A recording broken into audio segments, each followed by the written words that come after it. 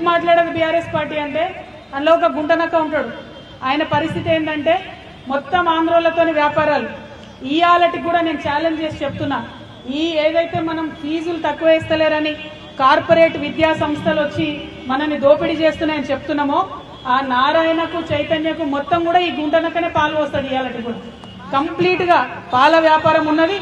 నేను ఇవాళ తెలంగాణ ముఖ్యమంత్రి గారిని డిమాండ్ చేస్తా ఉన్నా, ఈ కార్పొరేట్ విద్యా సంస్థలకు మీరు పర్మిషన్ ఇచ్చే ముందు ఒక రూల్ పెట్టండి. ఏంటిది? మీరు పాల్గొనేది ఉంటే విజయ డైరీ నుండి కొనండి, పాల్గొనేది ఉంటే కరీంనగర్ డైరీ నుండి కొనండి, ముల్కనూరు డైరీ నుండి కొనండి, లేదా మదర్ డైరీ నుండి కొనండి. వీటి వల్ల మన పాల రైతులకు లాభం జరుగుతుంది. కానీ ప్రైవేట్ వ్యక్తుల దగ్గర కొనడంతో ప్రైవేట్ సంస్థలకు లాభం అయితే తప్పితే ఇంకోటి కాదు.